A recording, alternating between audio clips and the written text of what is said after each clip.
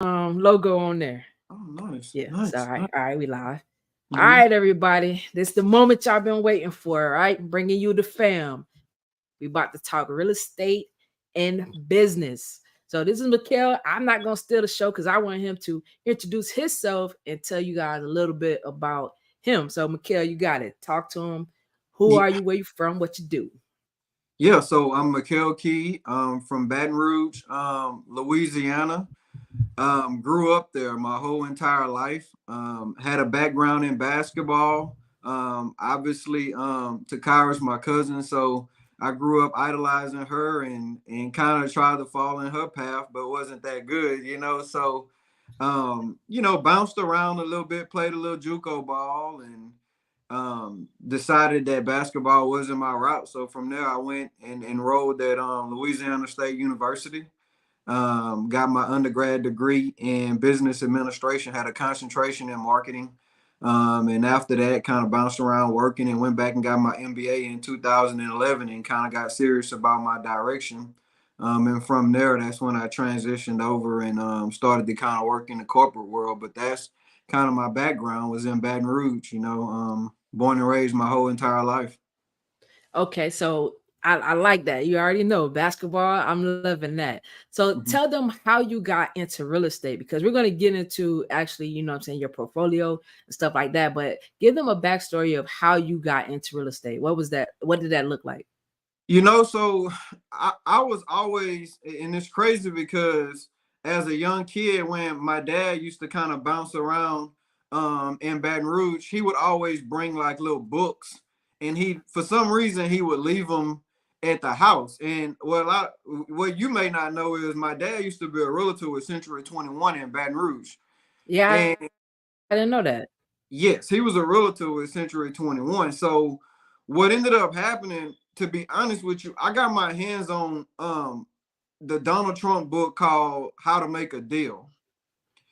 And for some reason I read that book and real estate just stuck in my head after that. So I was like 13, 14 years old reading like real estate books like how to, buy property and things like that. But what ended up happening after college, I went into retail management and I started bouncing around working for different companies. Well, because of that background in sports, I was really competitive and I started to get some really nice promotions.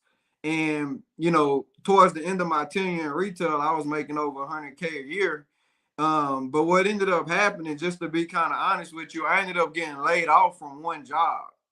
And at that time, I was making like 125K a year, and I wasn't prepared for life without that salary.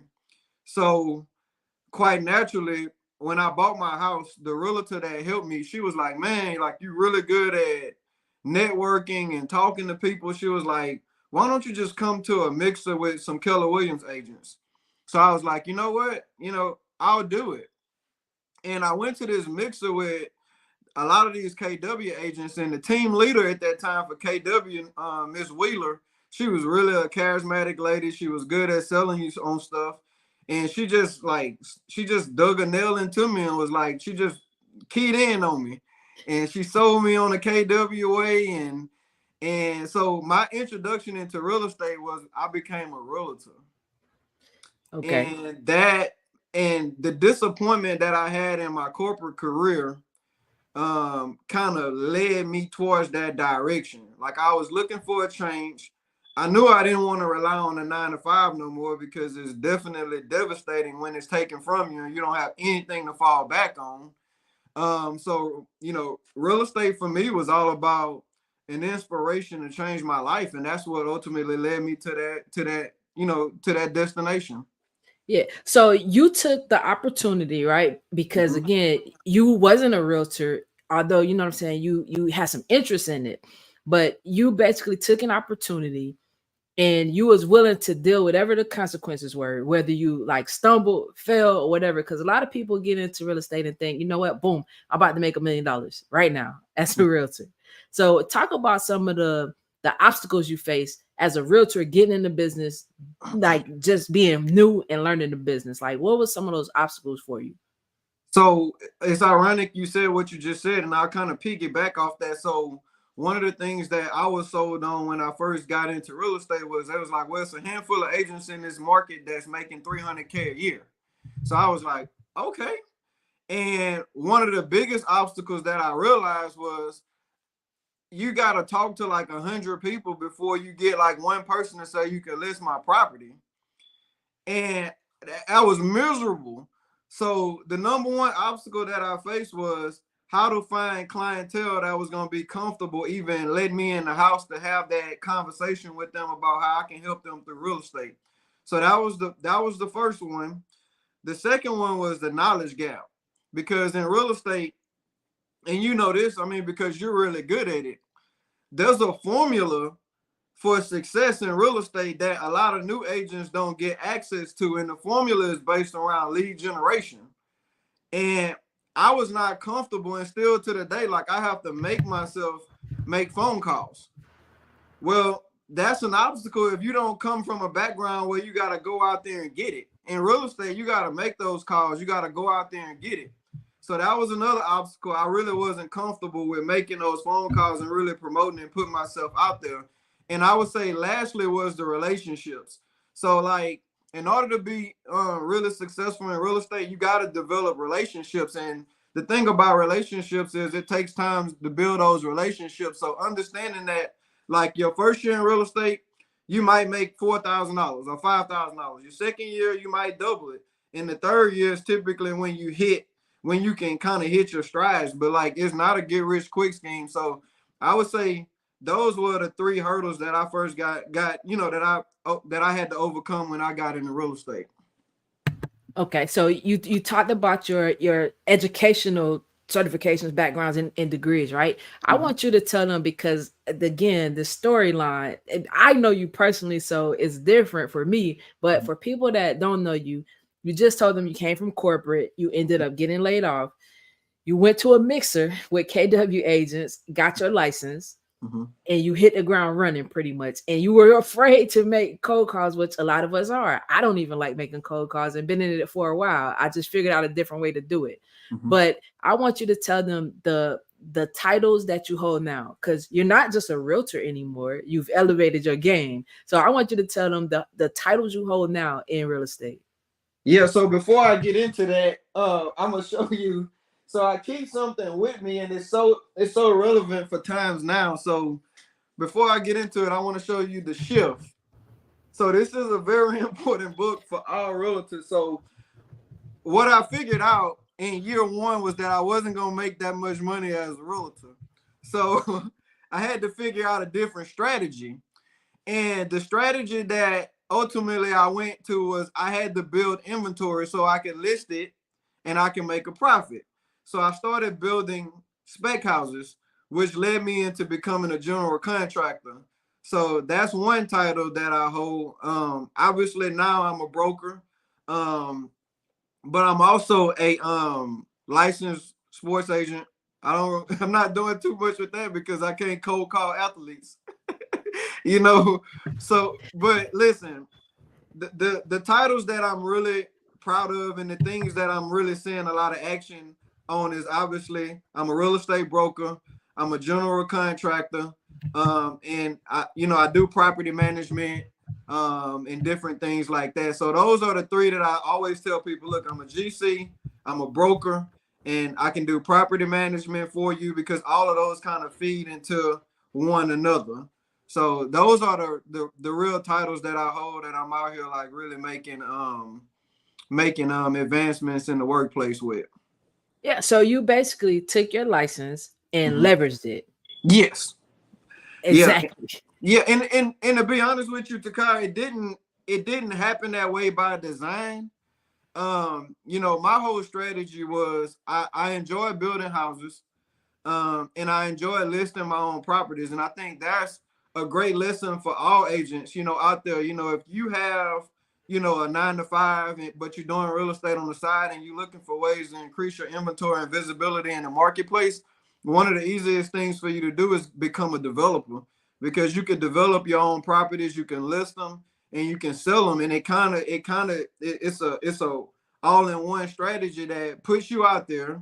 It gives you some credibility in the marketplace, and then also it gives you a stable income while you're trying to scale up and get yourself out there. So I always encourage all new agents that if you can become an investor, so you don't have to sit back and wait for the marketplace to get comfortable with you. Yep. Let's talk about investing. I'm glad you brought that up. And I'm Mhm. telling you, people, if you're not listening or paying attention, he's came from corporate background, didn't have the real estate knowledge like that. Broker now, developer, GC.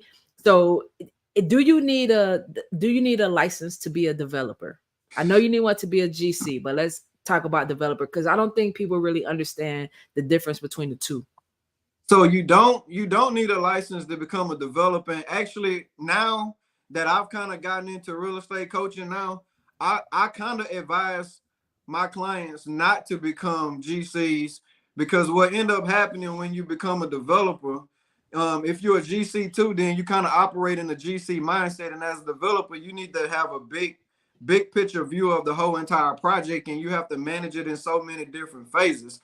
So you don't have to be a GC to become a real estate developer, right? So like for instance, like one of my first projects, I developed a 16 unit apartment complex that I own now. And I submitted the blueprints and the development project scope of work and everything to a lot of different GCs. And I didn't like the numbers that I was getting back. So I was like, you know what? I'll just GC my own project. I had never done an apartment complex before. And what ended up happening was the mistakes that I made cost me so much money that if I had hired the GCs who had bidded the job, I would have saved money, and I would have been able to be a corporate manager over my business per se, trying to be on the ground and be a GC and get into the nitty gritty, dealing with workman's comp, dealing with shady contractors running off, and just all sorts of things. So, no, to be a developer, you don't need to be a GC. I'll stand on that. And honestly, to get to get into real estate, you don't even need any money, and that was one of the biggest things that I learned when I first started developing property. I had a really good banker that I became friends with, and he took my portfolio that I was trying to build, and he said, "Listen, if you want to scale up to here, it's two things you need to learn." And I was like, "What?" And he was like, "You need to learn how to effectively put out a cost to build." And he said, you need to understand values and comps. So basically what he taught me was I would identify distressed properties that I could acquire for like 40% of the value. So in real estate, there's a 70% rule that a lot of people operate off of, and a lot of flippers use it. And they say, well, if if let's say for instance a property is worth 100 grand when it's finished and renovated, flipper doesn't want to be 70%, don't want to be over 70% exposed into that property. So what that means is he don't want to put no more than $70,000 into that project, and that's buying it and renovating it. So they'll buy it for 50,000 and they'll put 20,000 into it, and then they'll sell it for 100, profit 30,000. Well, on the development side, it kind of operates the same. So if you can look at a project and you say, okay, when I finish this project, whatever I'm developing, strip mall, apartment, or whatever, it's going to be appraised at $1 million. If you can put together a cost project that you can acquire the property and build it for under 70 to 75% of the value, there are a lot of banks that will give you 100% of that money up front, which means that you don't have to bring any money to closing. I built 90% of my portfolio off of that strategy.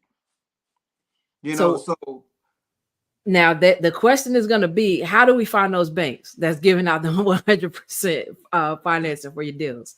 right. So most banks have a side that the regular people deal with. So like the FHA side, the VA side, and then they also have what I call a commercial side, a house money side. And the house money side of the bank typically operates on fewer regulations. And that's kind of how they grow the bank's portfolio on loaning money to people like me and you. So when you take them a project that makes sense and they can put their money out there and they can put it to work, typically they'll look at the value of it. And if it's under 80 to 85%, you can competitively use other banks against each other to get them to give you all that money up front with no money down.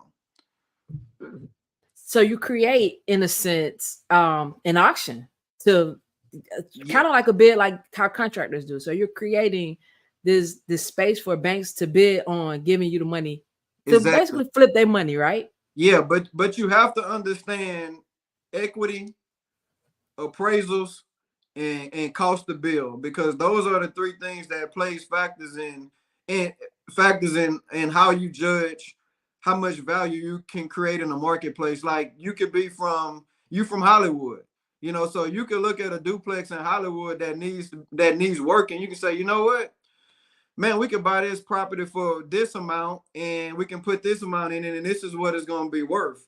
Well, if you have that kind of market knowledge, then you can identify properties that you can create enough equity spread in it to get 100% of that money down. And people have been doing this for years. It's just in our community, there's such a lack of information, that we've gotten so accustomed to taking 10, 15, 20% down, that we don't even know that, man, you could do these projects with no money. You don't have to have money in real estate. Real estate's about creating value for other people. And as long as you learn that principle, you can do as much as you want to do. Man, that's key, because I know, a lot of people right now, they hear real estate is the thing to get in it. Some people right now are scared of what the market is doing. What do Mhm. you see in this market? When it's this type of market, I feel like if you're in it, you're truly in it, you got to double down, put your boots on, and get to work, right? And So I think there's a lot of opportunity. So what do you think? So it depends on what sector you're talking about. Like, and I mean, because there's so many different areas of real estate. If we're talking about multifamily, then of course this is a really good time to buy because we don't have an oversupply. We still have a housing shortage in America. So when you look at rent is still growing in a lot of areas. Occupancy rate is still strong. Obviously, interest rates are inching up, but because of the supply issue, multifamily is probably, I would argue that it's the best time to get into the market right now. Now, if we're talking about single family, it depends on your price point, because the lower your price point, then obviously interest rates won't affect you too much. But if we're talking about people that's in that $500 to $600,000 range, then you need to really be in tune with a more experienced real estate professional who knows about buy downs and different things like that to get your interest rate lowered, because interest rates are high right now. I think we hit, I think last week it hit like 7.5%, which is like a 23-year high. So, you can't ignore it. But like I tell people, this is the new norm. So, are you going to sit on the sideline and wait, another 10 years for interest rates to go back down, which they'll probably never go back down to where they're at? Here's what the motto that I have to car in real estate is this. All right. When interest rates were low, everybody was just buying, buying, buying, buying, buying. Now that interest rates have went up, then you just have to get better at negotiating deals. So let's offset it. Let's reduce the price by 250K on the apartment complex, which offsets the rise in interest rates. So there's so many different things you can do, to stay in the game. But to answer your question, very scary times. The war is obviously an issue, because you don't know what interest rates are going to do. Something that a lot of people aren't paying attention to, but in Congress right now with the speaker situation, it's all sorts of things like that impact real estate that the average person don't pay attention to. But you really have to. But if I'm advising anybody right now, go after multifamily. I think it's the most stable area in the market right now. So if you had newbies trying to get into real estate, whether they were trying to get their license or become an investor themselves and do it that way, what is Mhm. probably the top three things that you would tell them to truly arm themselves with the tools to do this thing the right way and be prosperous and successful over time?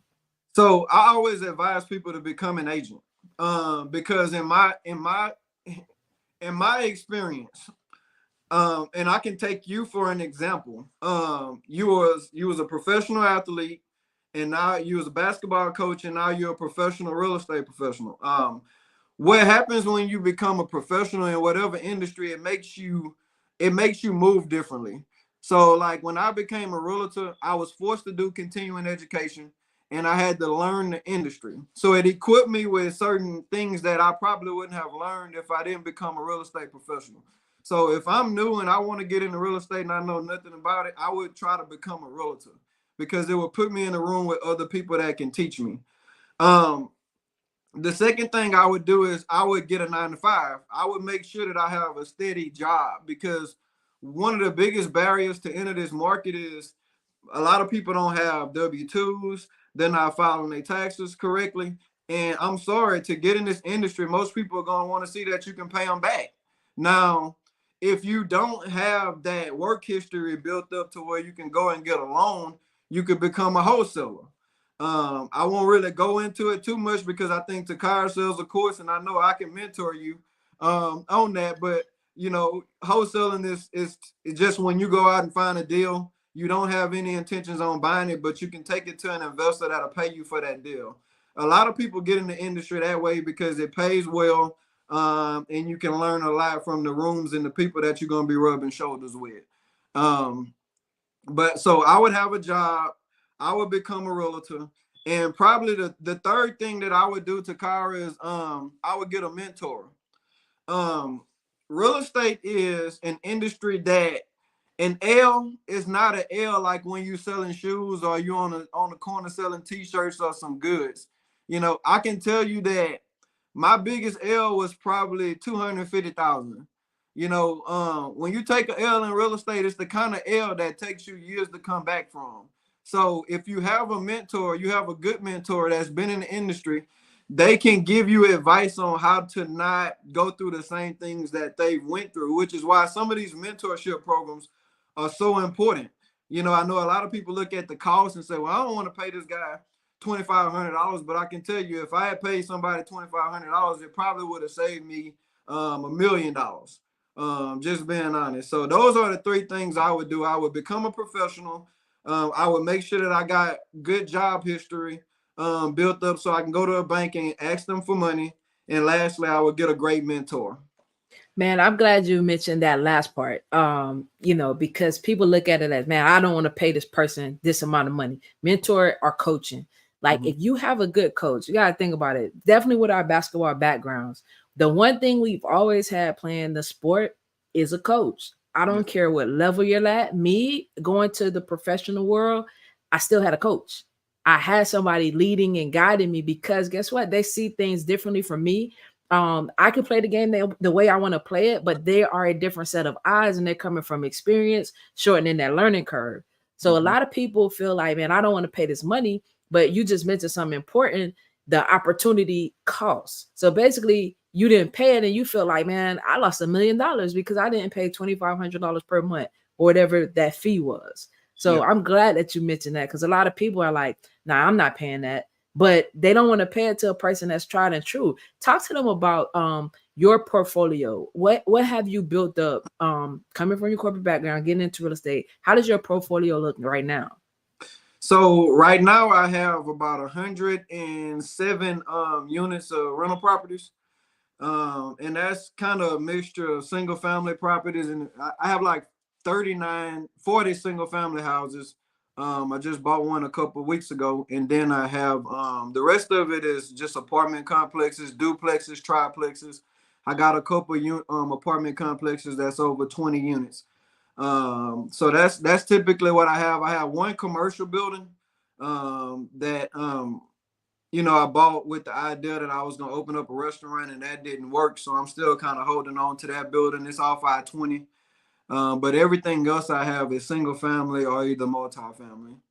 Now, are you spread across the state of Louisiana or are you in a specific location, geographical location? It's central and North Louisiana. Everything's within like a 2.5 hour drive.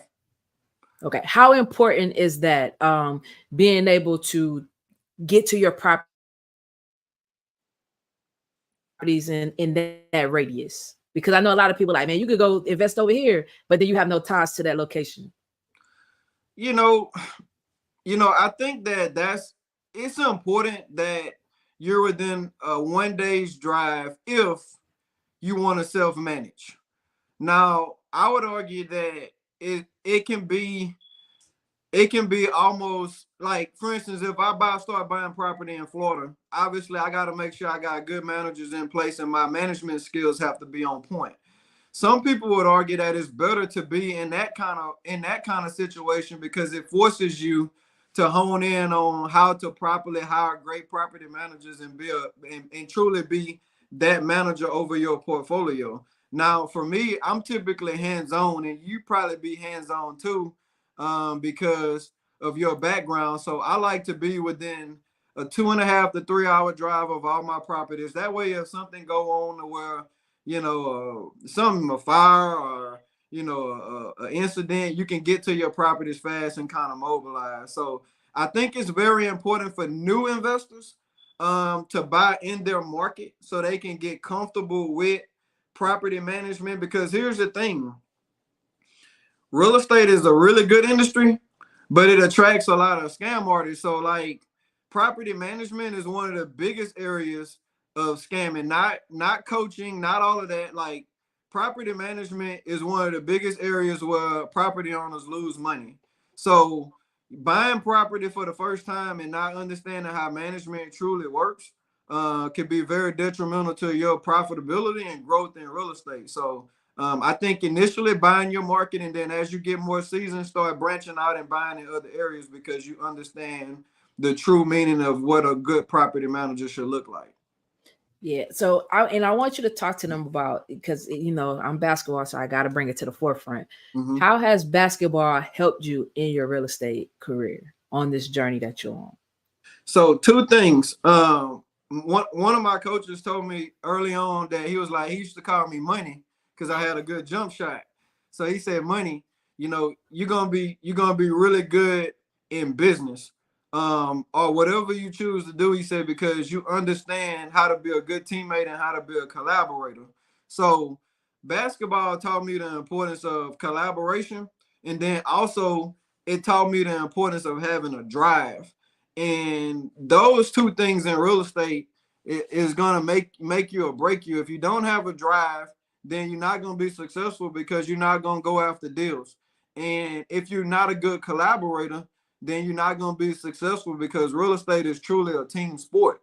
So I would say, when I look back at my background in sports, those were two things that I was really good at. I was a distributor, on the court. I wanted to make sure that all my teammates won, and that has helped me. And then, like I said, I had a coach. My high school coach is one of the winningest coaches in the state of Louisiana, and he's one of the most tenured coaches in the state of Louisiana. And he didn't believe in, like, you were either going to be a team player or you wasn't going to be on this team. So you had to collaborate. We didn't have anybody averaging 30 points. Our highest score was like 15. We had to pass the ball. We had a 3 pass and then shot rule. And if you didn't operate on that, you weren't going to be on the court. So those two things helped me tremendously, to Kyra. And I think that's the reason why I've been able to push forward in this industry. Yeah. So what 3 books would you recommend somebody wanting to be in the business or somebody that's in this business? Because right now people have to double down and get honing in on their skill. What 3 books would you recommend? I know Shift is one because you picked that bad boy up. Well, no, shift is actually not one, because All right.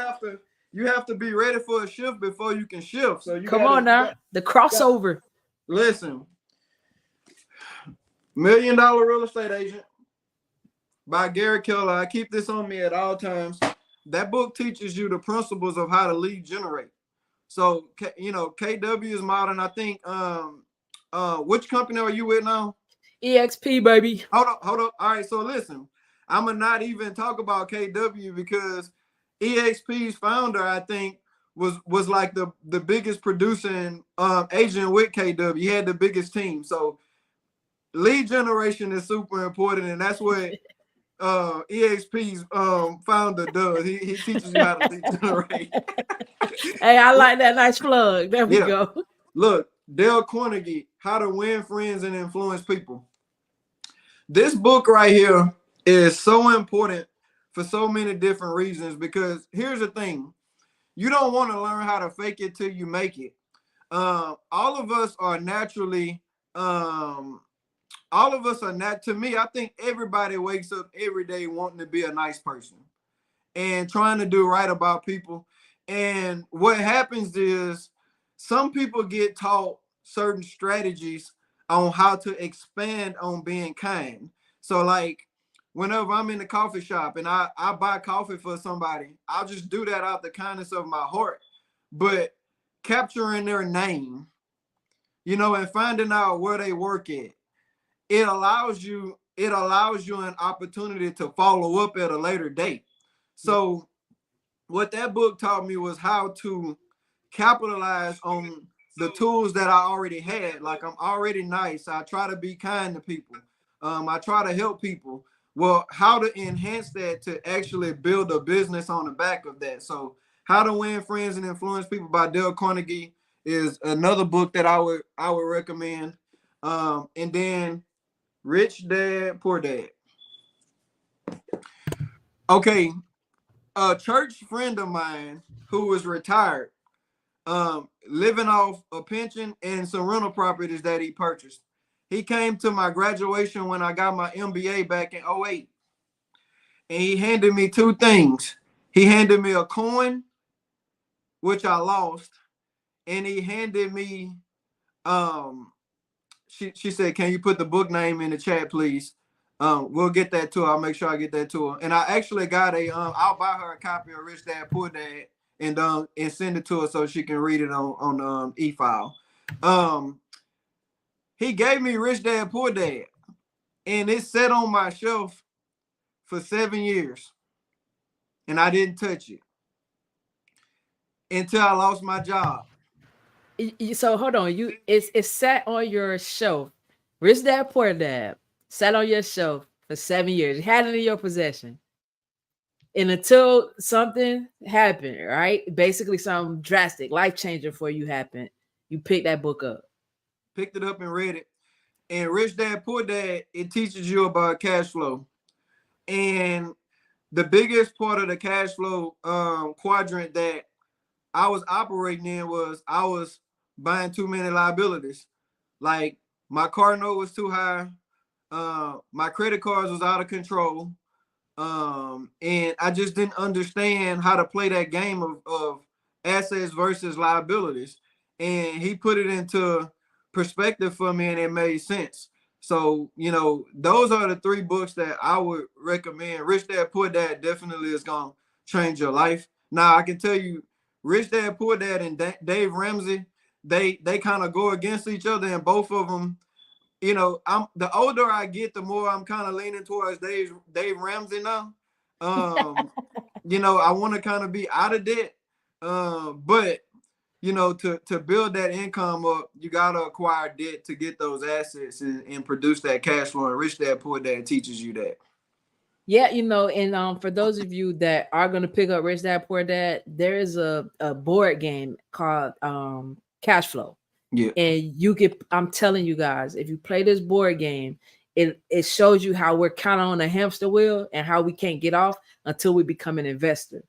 Like, we play Monopoly, but we don't play Monopoly in the sense of we're doing what we're doing in the game, right? Because you just rolling the dice, taking a chance. We don't do that in real estate with our lives. Why not? Because we're educated with it, especially when you're educating yourself with something. And Nina's on here. She has a portfolio herself. She does rental properties. Okay. And real estate has afforded her just a different perspective on things and how you see things. So, right. I definitely like the fact that you gave that value of information. And again, how much are you seeing you give value, right? You give information and people not using it or implementing it. So in the last 6 years, there's been two people that, out of all the people that I've given advice to, there's been two people that have acted on it. And one guy, he's flourishing right now. He's building spec houses. He was already a contract. He wasn't a GC, but he was a flooring contractor. and I kind of saw some things in him, and he was like, man, I just hit him up one day, and I was like, dude, this is the formula you need to utilize.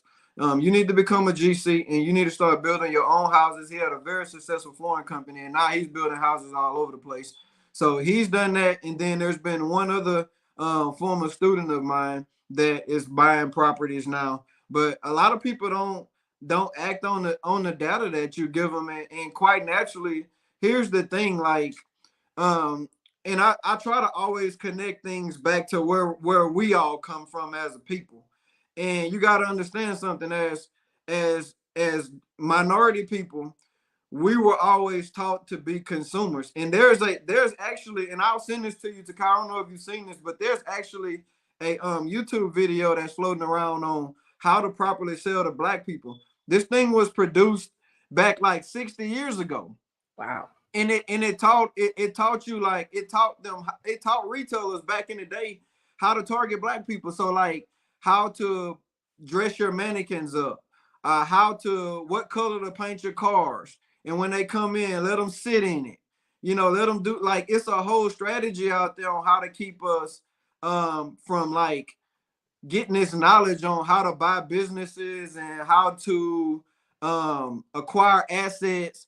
Like, there's nothing wrong with buying a Lexus or buying a Mercedes or buying a Gucci bag or buying something. There's nothing wrong with any of that. The only difference is the other people on the other side have learned to acquire businesses and let the businesses buy that stuff and use it as tax write-offs.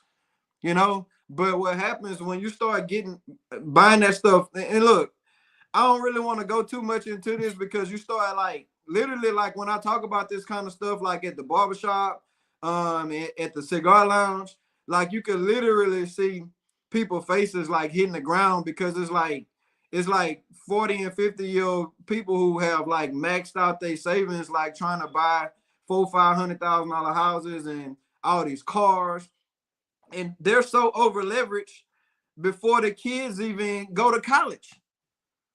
And they're like, man, how can I get into real estate? How can I start buying properties? How can I do this? And I'm like, all right, cool. Let's kind of talk about what you got going on. They're like, well, look, man, me and my wife together, we make $150 a year. Great. What's your mortgage look like? And you start breaking down the mortgage, $2,000 a month. The car notes is $1,000 a month.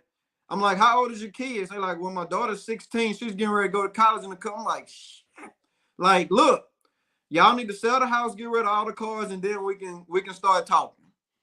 Because there's a way that you can beat the cycle, but you got to work hard. Like, you got to start producing a lot of income. Like, you see all these guys on all these ads, they just creating ads, want to make 10,000, want to make 20,000. Like, they're trying to outrun that debt, so it's ways you can do that. But if you want to live comfortably, downsizing is not a bad idea. There's nothing wrong with living in an apartment. Like, my portfolio right now is probably $7.5 million, with probably maybe 20% of that in equity.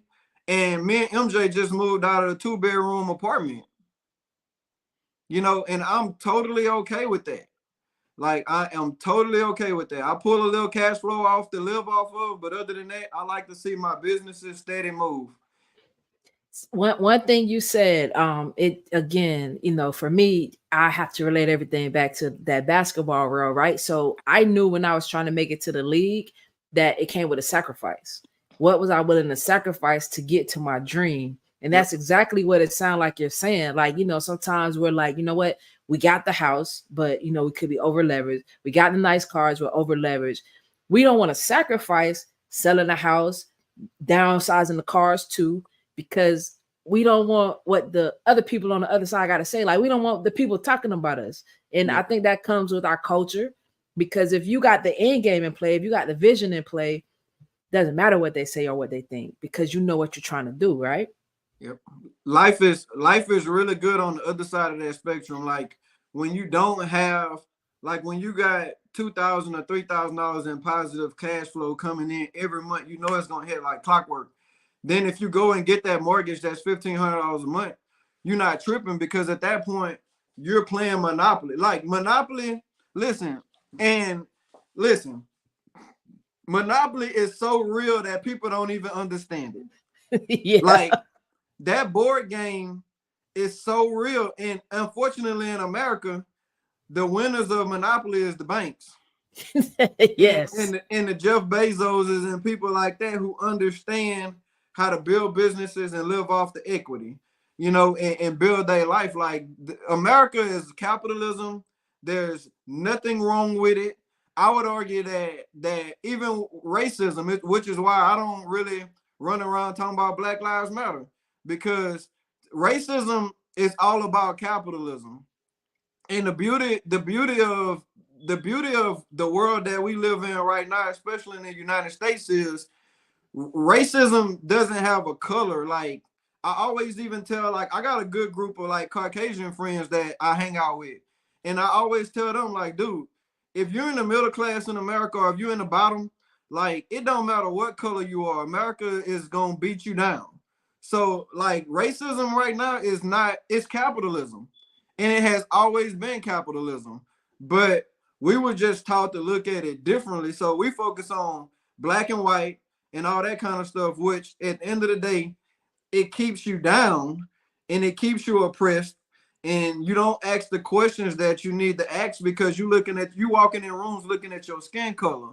Like when I go in the rooms to car, I tell people who I am first and foremost, and I ask them, how can I help? And some of my greatest clients, like my last client was an 81-year-old Caucasian man that had built his business and sold it to Aaron's, the furniture store chain, made a crazy amount of money, liquidated all his money and bought multi-family properties. And now I'm helping him liquidate his portfolio. He hasn't said anything to me about Black Lives Matter. He just said green matters, and look, listen, we're all in the game to get from point A to point B. And unfortunately for Black people, because we don't have generational wealth already in place, so we have to work backwards. There's nothing wrong with that, Shika. Takara, they don't know you like this. Listen, Stop it. listen. There's nothing wrong with working backwards, right? I would argue that you feel better when you're accomplishing something. Like I'm okay that I didn't inherit a bunch of money, that I've had to grind to get to where I'm at in life. But the problem with us is once we learn something, we have to be willing to stand on it. And once I learned the cash flow game, and once I learned that it was not okay to go out and buy something that I didn't have in the bank, so I can't buy $100,000 vehicle because I don't have $100K in the bank, or 200K or 300. I don't have the kind of money to afford that. So I'm okay not having that because I know most of the people who have it can't afford it. And I'm gonna go over here and buy this apartment complex because I know it's gonna pay me every month. Like even my tenants, they're like, dude, why you paid $1 million for this building?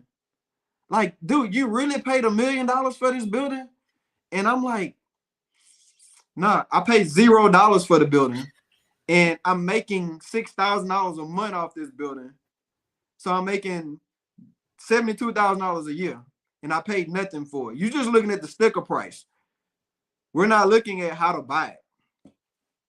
Man, that's crazy. You put something on their brains right there when you said that, because I'm telling you. Listen, Takara, it's not about the stick. Listen, it's easier to buy a $10 million property or $1 million property than it is to buy a $100,000, $250,000 house. It's easier.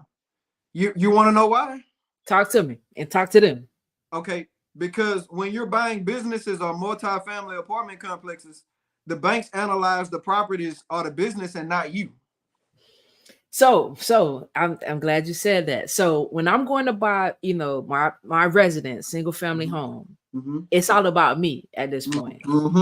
When I'm going to buy an investment or an asset, it's all about the asset. It's all about the asset. What do I need? Because when I'm buying for me, I gotta show proof of funds. I gotta show good credit. What's the difference between me, the personal person that's buying my person, and then me buying this business? So, say for instance, you're buying an apartment complex that's worth $1 million. The bank's gonna analyze the cash flow. So let's say you are a manager at Burger King and you make $40,000 a year. And when we're looking at you and we're saying, okay, $40,000 a year, she can't afford $1 million property, right? Well, you actually can, because what they're going to do is they're going to take that building and they're going to say, okay, when we look at the financials at the end of the year, this building is netting 150,000. So whoever buys this building at the end of the year, their net operating income is going to be $150,000. Guess what that NOI? Guess where I can take that NOI? I can take Okay. that NOI to my DTI, my debt to income ratio. So I'm just giving y'all like a little high level overview of it, not into the real underwriting of it. But I can take that NOI and add it to what I'm saying, and then I can present it to a bank and say, okay, when I buy this property, I'll take my little $40,000 income. This property is producing 150. That's 190 a year that I'll be making. Let's do this deal. And as long as, if you want to go through a traditional lender and get a lower interest rate, then obviously your credit score needs to probably be about a 620. Oh, we got you. We got you back. Yeah, I'm saying your credit score needs to be about a 620 in order to get there. But if it's not, then you can go the hard money route. And if you got to go the hard money route, then obviously you're going to pay a little bit more money, but you can still get the deal done. So Man. Hey, he's spitting gems. I'll tell you that. He dropping knowledge in game. Hopefully we can get him back on. Probably getting a phone call in. But I'm gonna share his Facebook. Number one is Mikel Key. Y'all make sure y'all go follow him on there. On IG, make sure you follow him on there. And I'm gonna actually share in the chat a coaching program that he has, so that if you guys are interested in that, you definitely can join that. But I'm glad we was able to get him on. He had to jump off, but listen, go back, rewatch this because it was game being dropped, and I'm glad y'all tuned in. So you know what, y'all already know. I'm gonna keep bringing y'all fire, and y'all pay attention. Oh, there you go, there you go. Okay, I'm all right, sorry. you back. No good, nah, you are good. So what I Um, did do, I shared your coaching course in the chat. So if okay. anybody's interested in doing that, I told them where to follow you, but you can actually follow up on where to follow you on all social media platforms. Yes. So I'm sorry about that. Yes, yeah, my link's in the bio. Obviously, Mikel Key is my name. You can find me on all platforms. Did you finish off kind of where I was at? I'm sorry. Yeah, I was telling them, man, like you was dropping game on there, so you can go ahead and finish up, no problem. Yeah, no, I was just saying that, the bigger the deal, especially in commercial, just understand that it's about the deal and not so much about you. And what you have going on. But obviously, keeping that credit intact, or if you don't have good credit, finding you a good partner. There's so many, like real estate is. I mean, you could be the worst borrower of all times if you understand how to put a deal together.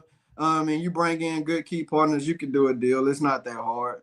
Um, but yeah, that's kind of my word on that. I'm sorry. All right, nah, you good. I'm gonna let you go though, but before you go, any closing words you have for people that's going to see this or people that's even on right now? Everything in America is about real estate.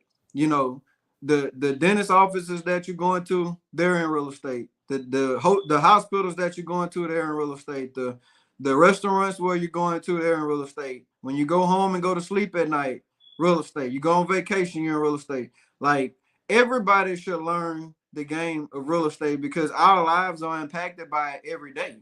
And that's where I'll leave it off. Like don't be in the dark about how this game of real estate works, because you don't have to be an investor, but even that house that you're living in, if you've been in that house for 25 years and it's worth $750,000 now in Miami, then selling that house and going out and building you a house and leveraging your credit to to do it maybe with a fraction of that money down on towards that loan, it can put you in another game as far as your retirement.